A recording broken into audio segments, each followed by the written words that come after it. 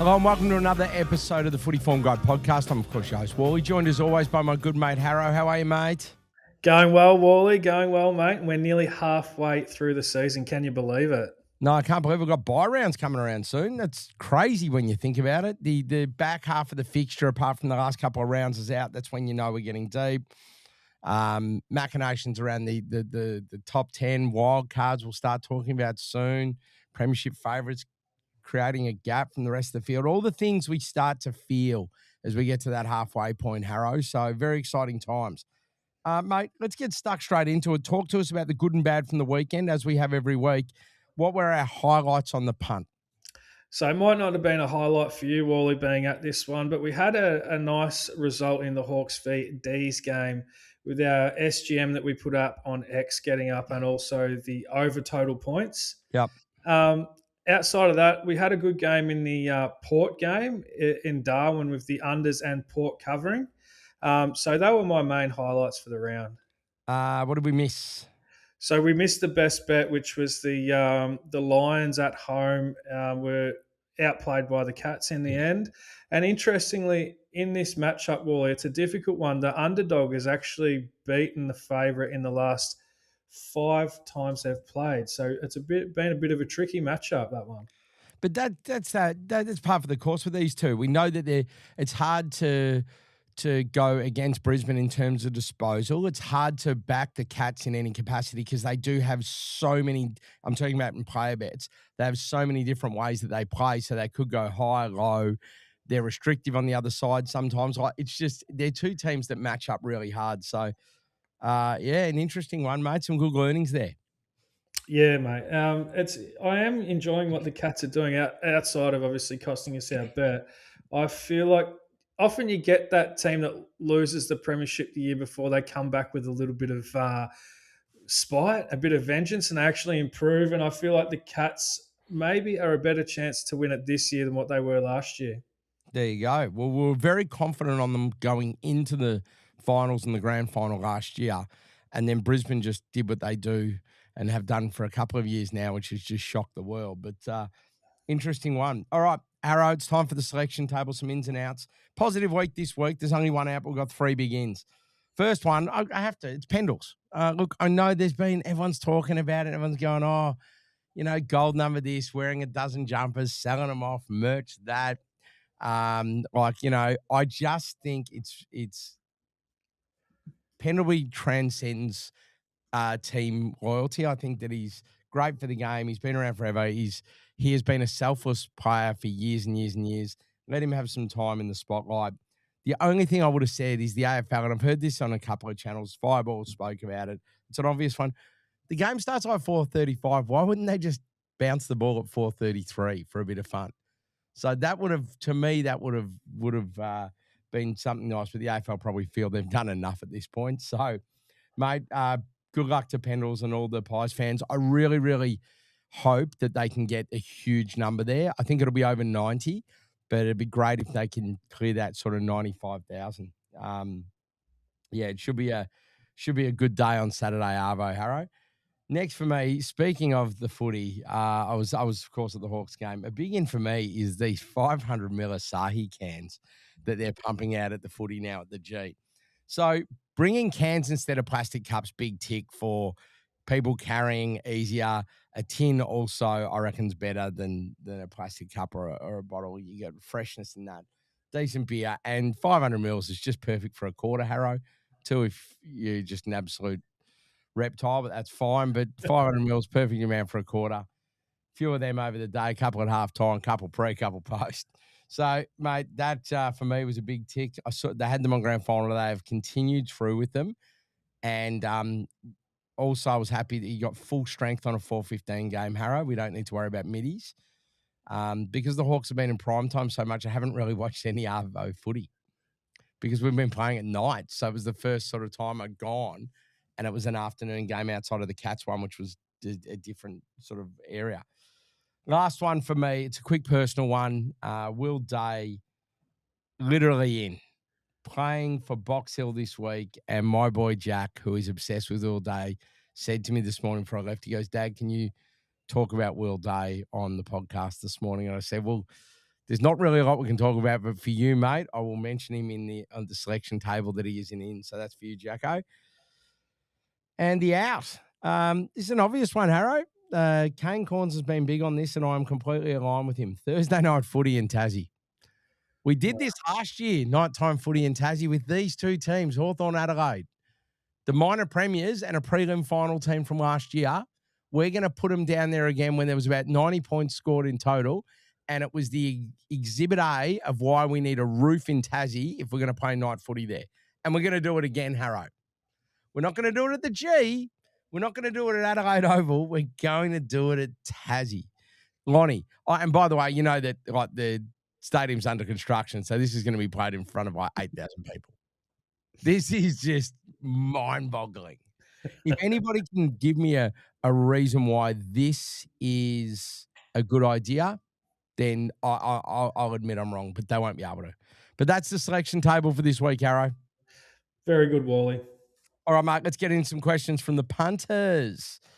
Quick one. Do you think you guys thinking if McGuinness gets picked for the Hawks, obviously, he goes to Rankin on Thursday night, did a good job on Cozzy? I thought Rankin would be the obvious one, Harro. It's interesting because like the previous about 10, 12 games or whatnot that McGuinness has played, he hadn't been used as a tagger. No. Until Pickett on the weekend. So that one caught me off guard because Hawks just haven't been tagging. Maybe Nash being out was the defining factor there that they ended up going with it. But yeah, look, I think you're guessing, actually. I'm not too sure. I think Nash will be back. So maybe they don't want to run that too many defensive guys through that midfield. So I couldn't say either way without seeing the teams first. And tricky one. For me, Harro, I think if he gets picked, he has to tag. We've seen him on the other side of the ball. So I would be pretty confident that if he's picked, he's going to do a job. I don't think if Nash comes back in, I don't think McGuinness will play.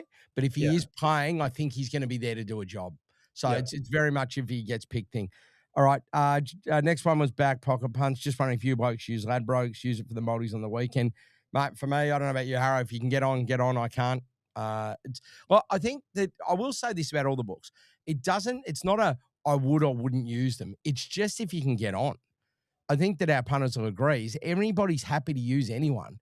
It's just whether you can get on. So get on Bet Sniper, check all the odds, find your best odds, trial a few that you can get on with your same game multis and find the price. But it's good that you were able to get some value on the weekend.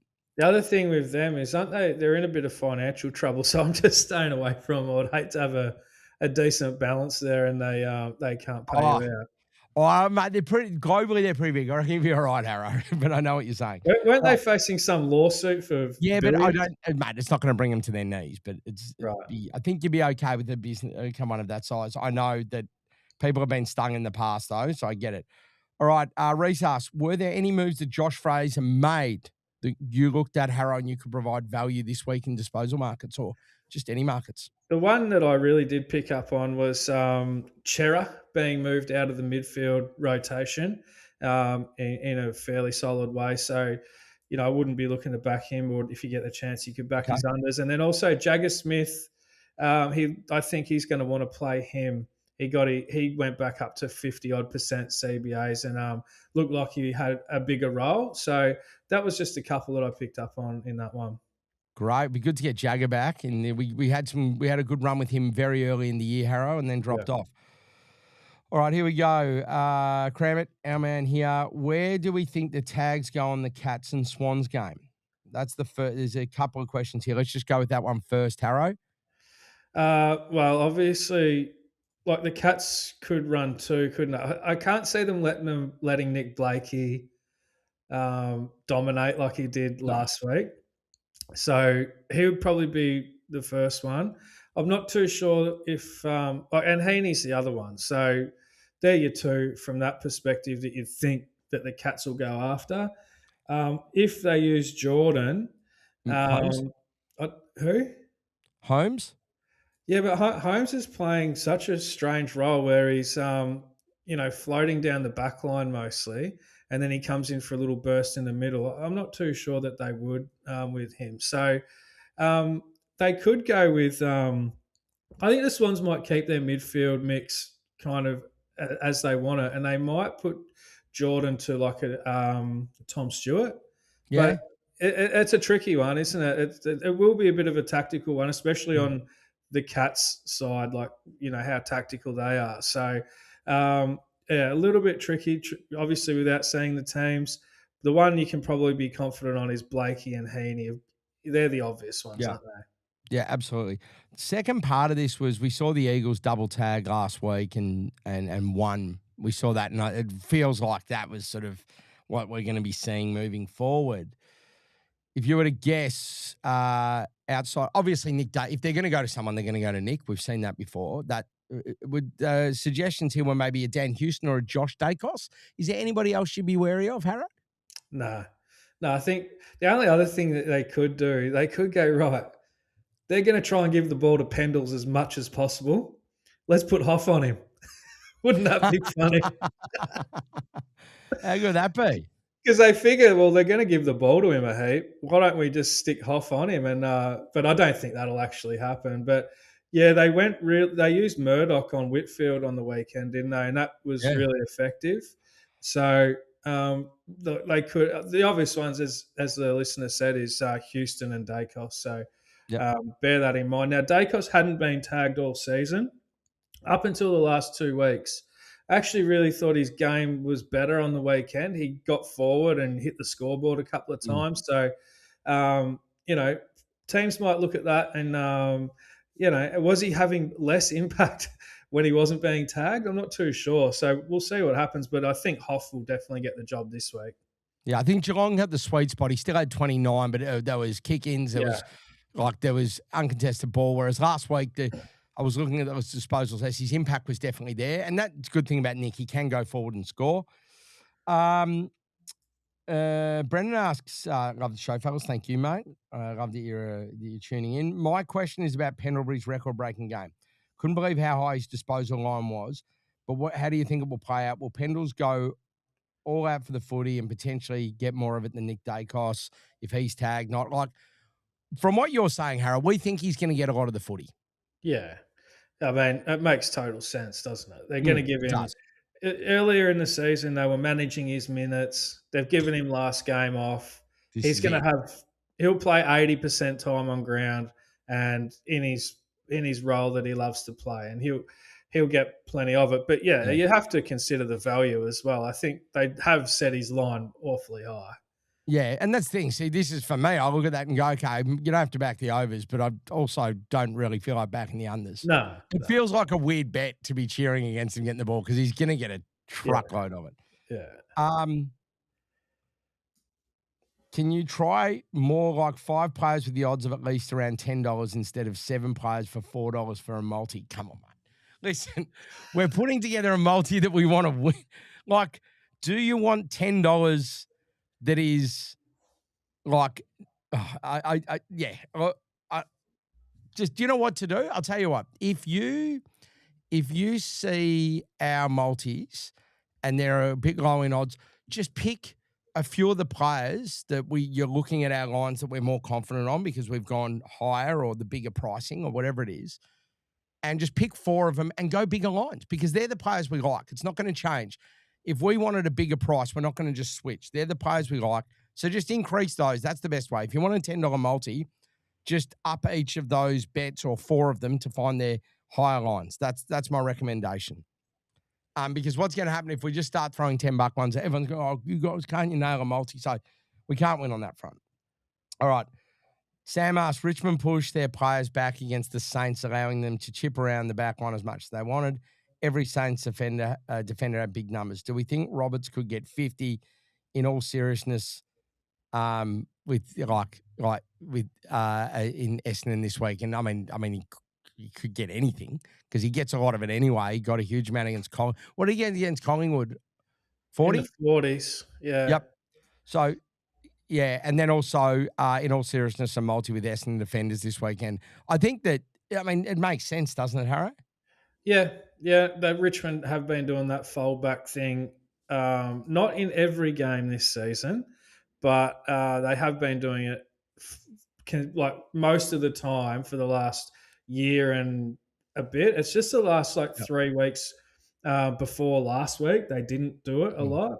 So they went through a little patch where they didn't, but then the last 2 weeks they have done it. And look, so even the Adelaide game, which which was tough to watch, but you Mm. looked at like Dawson started back and he had 29. I know he went into the midfield after, but Malera got 34 and Yep. Laird 27. So like they are getting big numbers, these backs, against the Tigers again. But yeah, a few weeks before that, the Tigers weren't doing it and their games went a lot higher scoring. So I think that they will go back to it this week, being a big game. That's the style that they know will probably keep them in it for longer. Yep. So yeah, I don't mind the theory, that's for sure.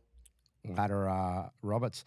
A couple of last ones. Will we ever get goal lines on the major books, as in over unders? I doubt it, but I mean, Betfair. What Betfair do is Betfair offer a 1.5. I think pretty much for a handful of players each week over under. If you're lucky to find one there, that's as close as I've seen. I don't think we're going to get that, unfortunately. And then Jack said the rank last week on the champion data not overturning. He goes, he actually went through and he's look at on our X with the questions about dropping us in. He's put something with champion data here saying this is where you go. It's like there's a contact place to be able to nominate a missed disposal. So All that's right. obviously new because, Jack, I'll tell you right now, that is great. I love this information. He was saying he was able to get one overturned. Chera. That's all I'm going to say. One word. Chera. Do you reckon they Because can I'll go tell back you, now? last year, champion data sat on their asses and did nothing when the entire Footy Form Guide community made so much noise, tagging them. We emailed them. We did everything. We had a screenshot. We had the timestamp. We provided it to them. It's no skin off their nose. It just took money out of punters' pockets when he was one short and it should have been corrected and they didn't. So until I get a formal apology or they give us the money, I will not be letting up on champion data. I'll give you the tip, Jack. So And they've now I owe that created. to everybody involved in that. And everyone involved in that would remember it because there was big noise Oh yeah. and it pissed Now, us off. Wally, can Yeah. I get this straight? Is the punter saying that they've now created a page where you can drop things that they've missed? Is that what they're saying? They have now, it goes champion data. They have now a contact us page and it goes AFL stat inquiries is a tick. Oh, that's great. Yeah, but No, doesn't help let's us. see. Let's see. Yeah. They'll make a mistake this week, so we'll just try and pick up on it and send it and see if they correct it. All right. Am I being too harsh here? I don't think I'm being too harsh. I mean, they've done the wrong thing in the past, but this is a positive. This is a positive, and Jack is doing a service to the community. So, Jack, we really, really appreciate it, mate. This is a great note. Jokes aside, it's championdata.com/contact. You go on there, and then you just jump on, and then you just put in your details, and then it goes, name, email, organization. Well, that's interesting. So it's asking for an organization. So it's like, if you're not, so you just put whatever company.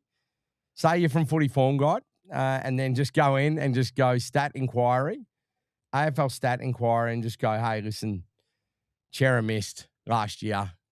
Let's get it. Anyway, jokes aside, but that's good. They've got that there now, which is great. So absolutely send them through to Champion Data and share them with us, and we'll make noise too every time that we can. All right, Harro, let's get into the footy, mate. That's all the questions we're going to cover on social today. If we missed any others, we apologise. There was a lot of DMs as well. All right, we kick off Thursday night, Hawthorn v Adelaide. Hawthorn's $1.41, Adelaide's $2.93. The line's 15.5, which I'm a little bit surprised at, banking off the last few weeks for the Hawks, and Adelaide look back. Tassie's a different beast. This, again, will be played in a Tasmania stadium without a roof at night. So it's going to be very interesting to see how we go. Harro, talk to me.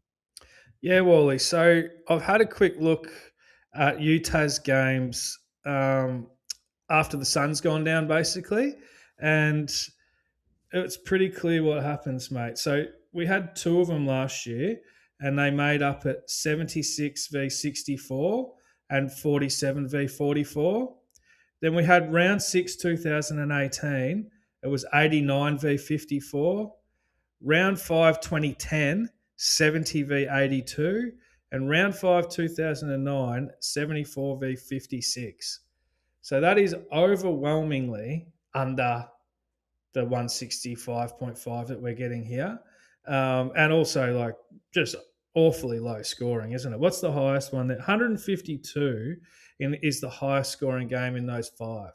So, Yeah. and I even went back and had a look at the highlights of that game last year, Hawthorn Adelaide, the 47 v 44. It wasn't raining. There was no rain involved or anything like that. So, yeah, I think we know where we're headed with this one. So I had a look at the weather in last year's game as well, and it had a low of like the low temperature was 3.6 degrees, and the commentators said it was like a quasi wet weather game with dew and frost. Well, the predicted low in this game is 4 degrees, so very similar, and 91% humidity is predicted around game time.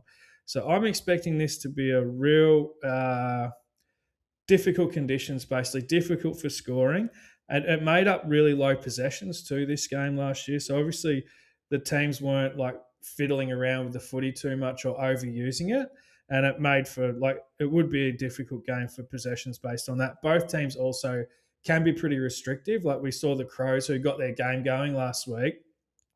They kept North, who are a high possession side, to like 330 disposals.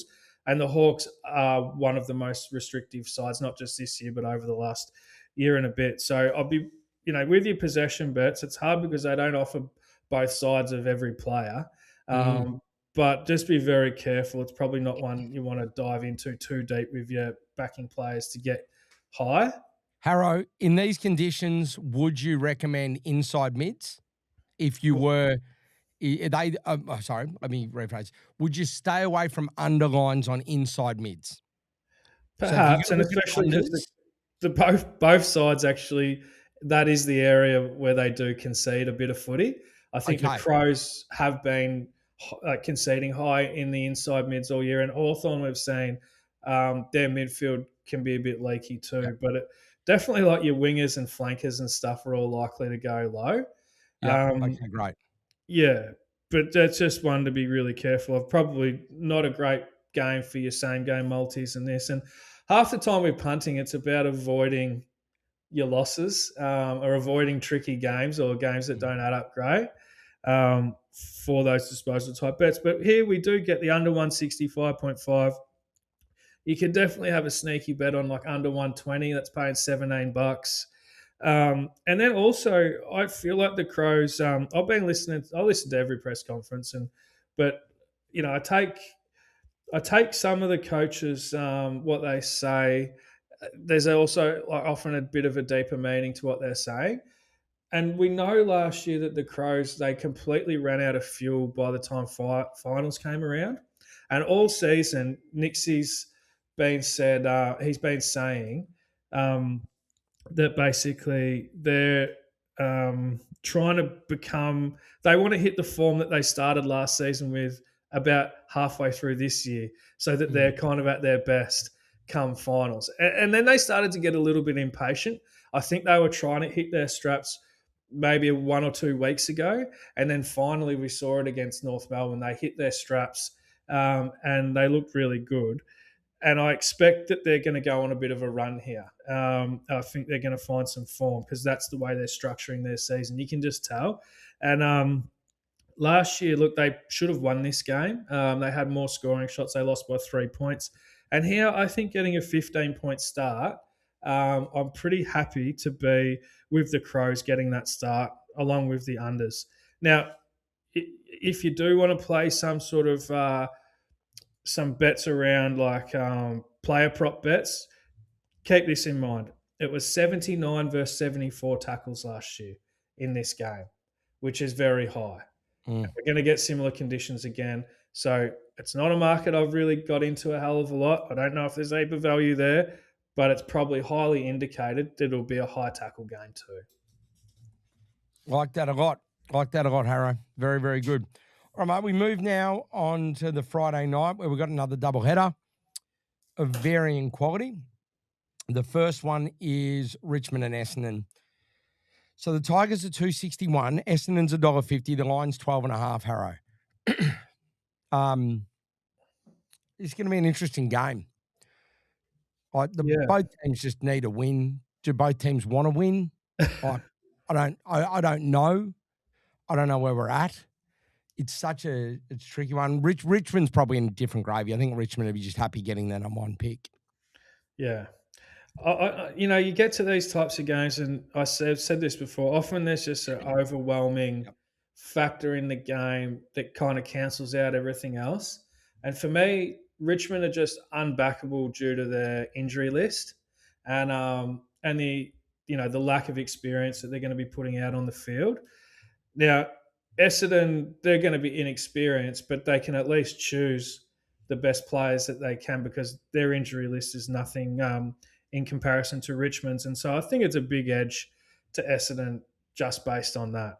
Their form is also better, Essendon. So, you can tell just by looking at each team's percentage, and Essendon's percentage is 10 higher. That's a pretty basic way of looking at it, but I've been through it, and Essendon's form is also better as well as their injury list. Now, these two sides met last year twice. This game, the round 11 game before all the injuries really kicked in for Essendon, they won at 81-58, so 139 points. The second go around, when Essendon had all of their injuries, this was probably the worst game of footy I can remember ever. And it was I remember it. Yeah. It was so bad. 46 versus 37 in perfect conditions. It was disgraceful. So, but what it tells you is like two really low scoring games. Now, only two games in the last 12 between these two sides have gone over 160.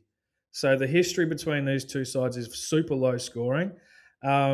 I think there could be a bit of a midfield domination here by Essendon as well. So, like the obvious one, and I remember speaking about this in this matchup last year, Wally, was Zach Merritt. His line's 29.5. Now, he's going 50-50 at that line this year, but he comes up against the Tigers now, who are conceding the third highest in the comp to inside mids. They're conceding the fourth highest disposals in the comp. Have a listen to Merritt's last 8 games against the Tigers. 31, 37, 31, 39, 33, 32, 32, 34. Everything starts with a 3, and his line's 29.5. So I feel like, obviously you've got history on your side here, Wally, backing that sort of bet.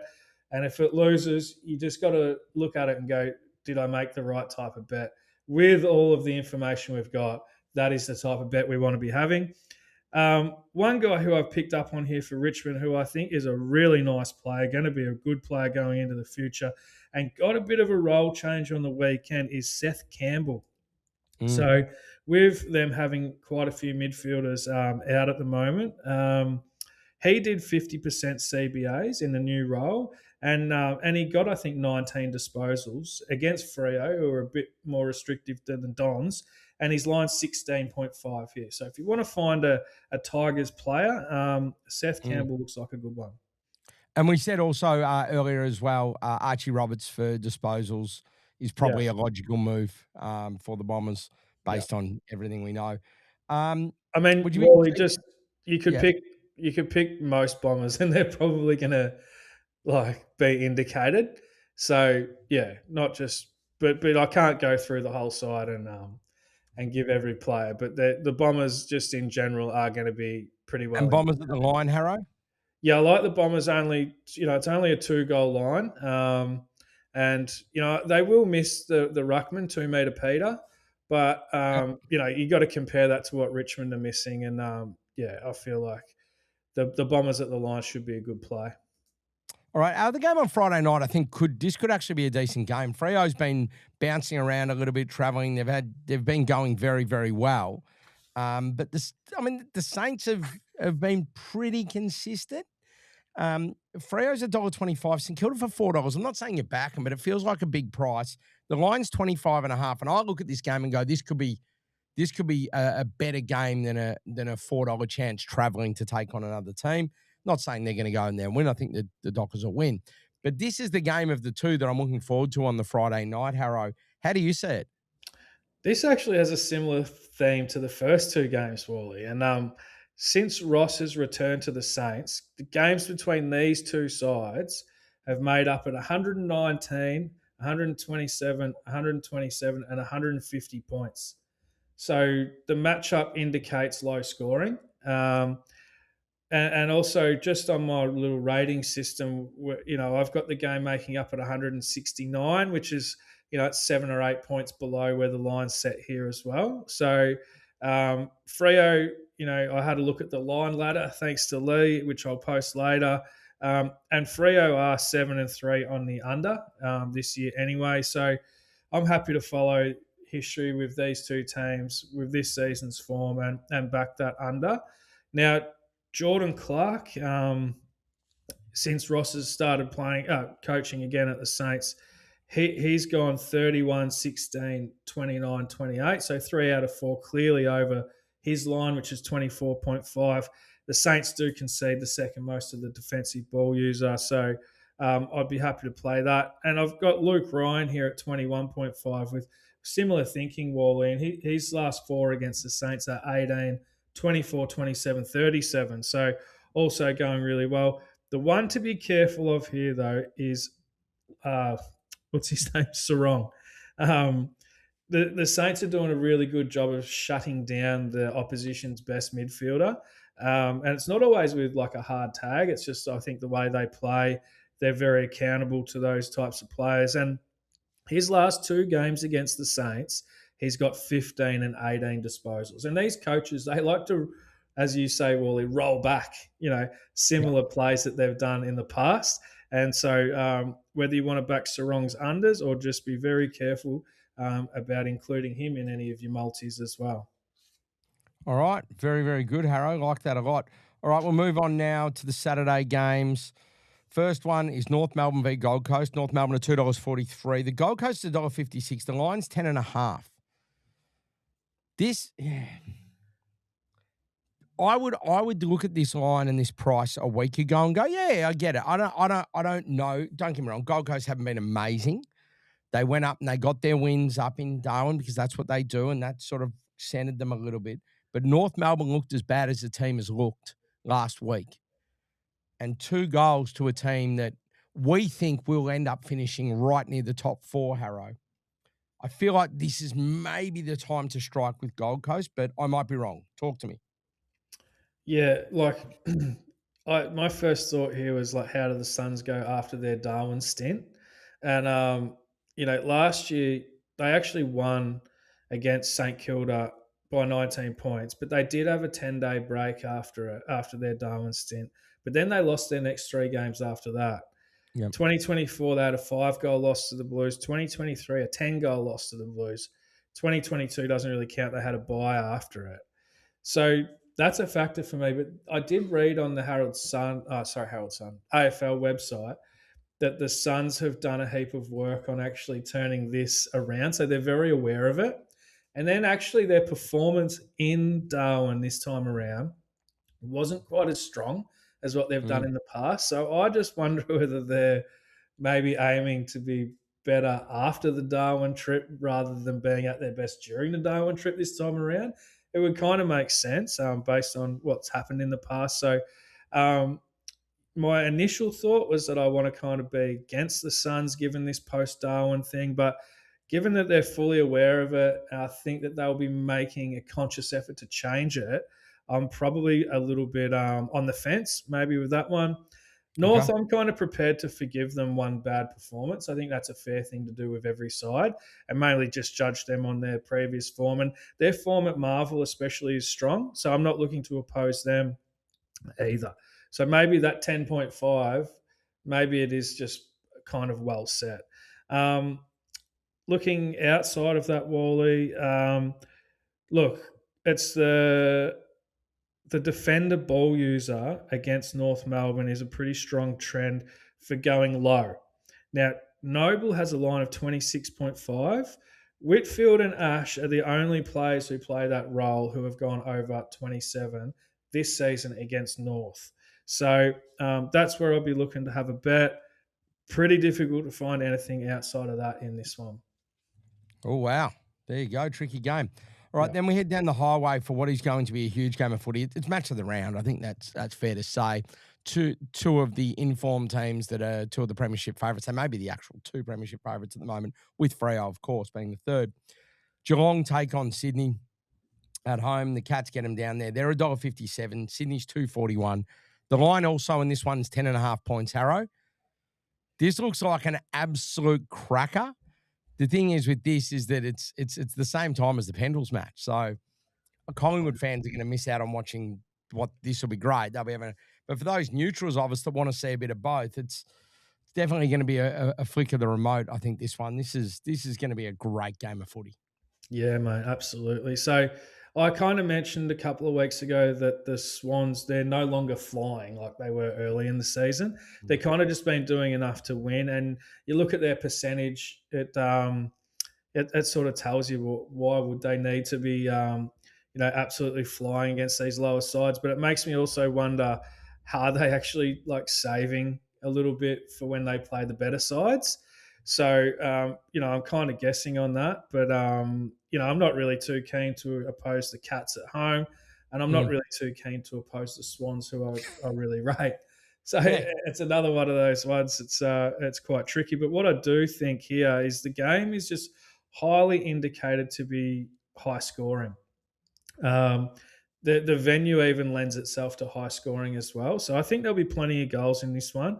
We've got the first very third offenses going against each other. So two teams that know how to score. And I think that the over 189.5, I know it seems like a bit of a high line, but I think it's going to be a shootout, this one, and really high Love scoring. that. So happy to play those areas, Wally. The Cats, as I said earlier, they're always moving pieces around, and it's quite hard to predict how they're actually going to line up. So it does make it difficult. Their games are normally quite difficult to bet in from that point of view, possessions wise and whatnot. I kind of expect Mullen to go to Heaney and O'Connor, maybe to the Lizard. We'll have a look at how their teams are named as well, Mm. but definitely be avoiding those two. And, looking to play around that. Probably some goal kickers in this one might even be more of the areas you want to play. And like Sean Manor, Wally, he's actually been one of my favourites for a long time. I think I've talked about him before. Yeah, we are massive on Sean Manor, this podcast. We are actually, do you know what, Harrow? I'll put my hand up here. I reckon I've let one slide. On my selection table, Sean Manor should have been an in. We love Sean Manor, and he had over 30 and 5, which is madness. And the only thing better than it was Jeremy Cameron post-match saying, "Come and talk to me when you've had 30 and 7." I like that. That's good. Very, very good. Sean Manor's been huge. Does this set up for him, this sort of game? Yeah, well, he's $2 to kick two. He's kicked 4, 3, and 5 in his last three. So I feel like he's probably at a good spot here. Also, like if Heaney's going to get tagged, what's he going to do, Wally? He's going to drag Mullen down to the forward pocket and say, come and beat me in the air, son." And he'll probably just take hangers all over him. And he's $2.30 to kick two as well. And given we think there's going to be plenty of goals in this one, the goal kicker bets maybe are the areas you want to be playing. Love it, mate. I'll tell you what, the community love that too, because Harrow, there's a lot of disposal stuff, but people love backing overs and people to kick goals. Yeah. That's the most fun. Watching laddering goals and things like that. All right. Collingwood West Coast, the Pendles game, 4:33. It's just been a big celebration on the week. They're $1.08. West Coast is $8. The line is 43.5. The big question here is, there's been a lot of media talk around all of it. The West Coast come and go. They have handpicked this game because they think we're no good. They're going to beat us. Let's go there and show them we are okay. We're going to go through Harley. You're going to run through Pendles. We're going to do all this. Or the West Coast just come into this going, we've only got so many wins in us. We got it last week at home. We were great. And Collingwood just smash them. Which way is this game going to go? I mean, I would love to be in West Coast shoes here. How much fun would it be? There's no pressure on you whatsoever. All the pressure is on the Collingwood to perform in this game. Just to be able to turn up and ruin the party would be one of the funnest things you could probably do in sport. And like they've just had so much build up around Pendles. What if Collingwood have actually just forgot that they have to turn up and win the game as well? You know what I mean? Like it would just be hilarious as a neutral to see West Coast come over and beat them. And psychologically, I would really rather be in West Coast position. Okay, so out of fantasy land now, like it would be funny, but pull ourselves out of that little dream, which is probably not going to happen. I look at the line here at 43 points. It's a high line, isn't it? Yeah, it is. I'm not interested, to be honest. You got to remember, like they're around Essendon's level, aren't they? And I think Essendon started only 17-point underdogs or something in that one. So you're getting like, it's a lot bigger line here. Yeah. West Coast really aren't much any worse than Essendon, are they? Harro, we played Pies into form. We backed the line on Anzac Day, and Collingwood won by 70 plus, right? Yeah. Might have been big in that. So, yeah. The other area, I guess, is like the 180.5 is really high. It's a high line for these two sides. It really does rely on West Coast being competitive, though. And how reliable are West Coast at being competitive? Like it's a bit of a guessing game, but I'd have to lean there with that one. So yeah, and also the Pies haven't been as low scoring in recent times as what they have sort of for the last 18 months. I don't see too many bets outside of that. But I do really like obviously Collingwood, they're still giving up the most disposals in the comp this year. I feel like all the value in this one is more so on the West Coast players rather than on the Collingwood players. Yep. With Collingwood being so short, everybody expecting him to do so well. I feel like Harley Reid, Tim Kelly, Dersma, these types of guys, they've got good matchups against Collingwood. They're pretty highly indicated. They're all in good form too. The Pies player who's in really good form all of a sudden is DeGoey, who's had 29 and 30 the last 2 weeks. It's just happened out of the blue as he didn't look anything like it earlier in the season. Yep. He's potentially just found form now. And when you're coming off 29 and 30 and your line's 21.5, maybe DeGoey's a bet too. But more so looking at the West Coast, mids and higher ball getters here. All right, very good, mate. Saturday night, we've got Port Adelaide v. Your Mob, the Baggers, coming off their win. Port's $1.56, Carlton's $2.43, the line's 9.5. Yeah. Look, I just go back to our line ladder, thanks to our mate Lee, who's put that together for us. And Port, I've mentioned in the past, they're the under kings this season. They're 9-1 on the under for the season. Isn't that a record? Like that's incredible. And their line here is 170. And I just like it's not a high line, but you just got to keep following this sort of trend, don't you? And we saw the Blues, they're the 16th rated offense in the comp. So they do have trouble scoring. Their game against the Bulldogs, the most recent game under their new coach, went really low. So, I've just got to keep playing what's working so far this season. And the unders in this game looks good. As we found a little bit across this round, I know it's been a high-scoring season so far, but a lot of matches kind of being indicated on the under this round. Be interesting to see if that happens. Now, the Blues, they kind of just dominated the Dogs around the contest, and that's what the Dogs rely on. I feel like the Dogs maybe had a bit of a bad night, bit of a down one. Yep. And the Blues were obviously able to capitalise on it. But I'm not going to get overly excited about what the Blues did on the weekend.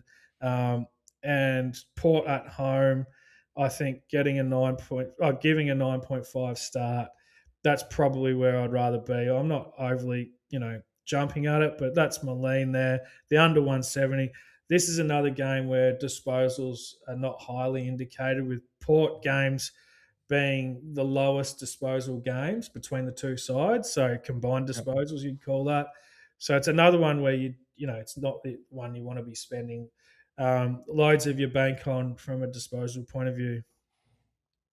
Yep. All right, there you go. So keep your powder dry there. And just a reminder, when we spoke earlier in the questions, that Adam Chera less midfield time, Jagger Smith a little bit more midfield time. So consider both of those when you're putting your bets together. All right, we move on to Sunday. We've got two games on Sunday. GWS Brisbane. GWS at 271. Brisbane's $1.47.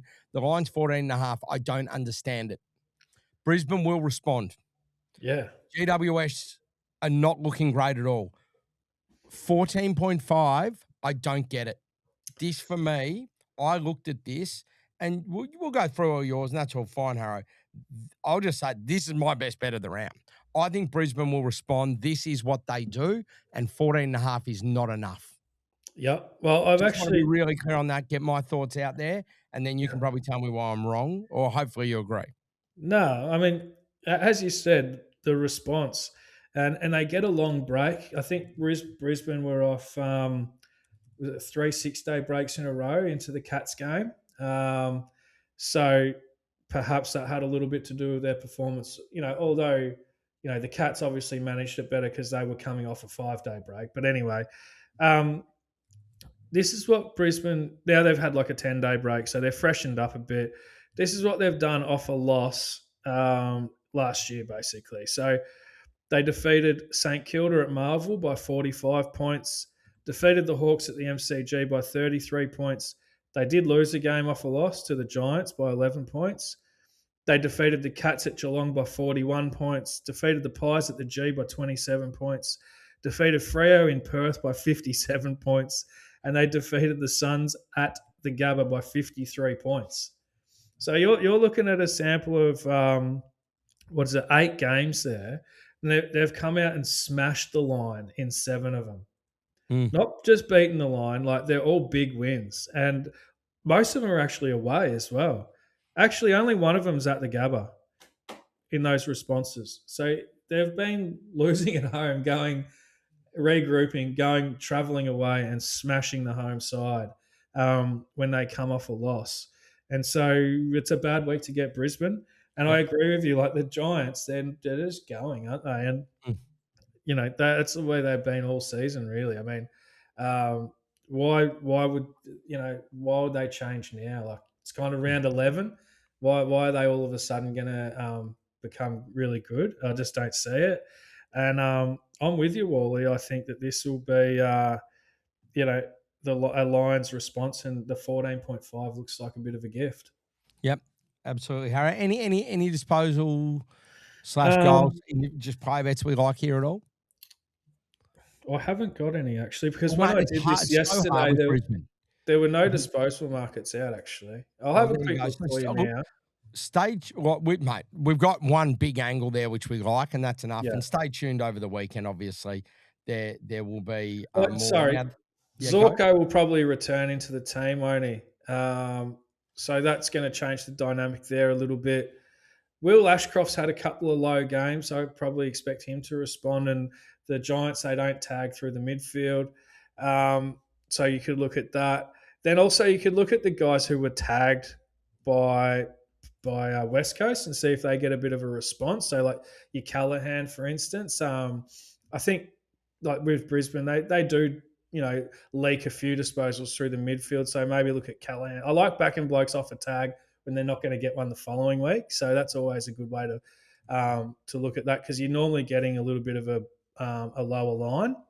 And it is 28.5 for Callahan. He was 30 on the weekend. So, I think there's probably a few there that you can find, Wally. Great. All right, mate, the last game of the round, we, of course, have Western Bulldogs v Melbourne. The Dogs coming off that loss of $2.11. Melbourne's $1.73. The line's 4.5. I don't like... Yeah, Melbourne $1.73. Western Bulldogs lost to Carlton. Melbourne beat Hawthorn on the MCG, and you're only getting a 4.5 line on the Dogs. Like, you're probably right. They probably had a bad one, but yeah, I don't know if the markets really like think Melbourne have it yet. Like, I feel like there's still value in the markets with Melbourne. Yeah. I mean, unless they're predicting that they're going to get like Libba, English, who else? They got a few others, like the couple of the backmen that they've got out. Yeah. But just on form, I know it's at Marvel. I don't really love Melbourne at Marvel, but like the line here was 2 yesterday when I did my bit of work on the game. And it's like, how? You look at the form of the two sides and how. So, yeah, that you got to be with Melbourne, don't you? That's a pretty obvious one, I think. And then again, like Melbourne games, they're just going high scoring like time and time again. So that's a little bit like, you know, the Port unders is like Melbourne overs is really high, and we had a good collect with that against Hawthorn on the weekend, made up over 200 points. So lines 188.5 here. Be happy to look at that. Then you get some of the disposal bets, like the Ds do concede high disposals. We've played that before. And Wally, our favourite, who did the job for us again last week, Riley Sanders, so long as Libba's not back in the team, his line is still 25.5, and it's a good matchup for him here. So I'd be happy to play that. As well as Ed Langdon, like he's looking to probably bounce back a bit here, 24.5, his line. And then over the other side, you're looking at Bowie, mate, who's got a really good matchup here. His line's 24.5. So this could actually be a really good game to finish the round with. I think that there's some good-looking disposal bets. And one other is I know that the doggies don't always give up heaps of disposals to midfielders, but this guy's just getting better and better in his role. And it's Sparrow, whose line's only 20.5. I'll be playing that. The other one here, like I'm finding a few, aren't I? But we like backing guys coming off a tag, and when they're likely to not get a tag the following week. We know the doggies don't do the tag, especially through the midfield. They back their own midfield in, and Cozzy Pickett at 21.5 could be worth a look too, Wally. So there's a few there for you. Love that, mate. Absolutely love it. All right, Harro, that wraps us for the week. Your best bet. Well, I think you already mentioned it, Wally. It's your best bet too, and it's pretty hard to go past the Brisbane Lions to show their class, mate, and respond in a big way and beat GWS by 15 points plus. Great. Now, Harro, before we go, just two things to remember. Look, I know a lot of people watch this show and they're not always on YouTube now, and they're not always subscribing to that. So make sure you're subscribing to our YouTube. You get notifications. It's just a lot easier and helps us, obviously. But the other thing is, we've spoken about the Discord a bit in the last couple of weeks. Very, very excited. We're in the final stages. The Discord will be launching next week, which is really, really fun and exciting. There's going to be a lot of cool things. So we'll put a post out with that explaining exactly what you get, how you join, how it all works. I think a lot of our community would be involved in Discord, so they would understand it probably better than we do, Harry, to be honest. But that's going to be going from next week, which is really exciting. And yeah, it's going to be a lot of additional info that's going to be very beneficial to our community, mate. So looking forward to that. Awesome, Wally. All right, have a great week, Harro. Enjoy the footy, and I'll see you next week. Thanks, punters. Imagine what you could be buying instead. For free and confidential support, call the number on the screen or visit the website.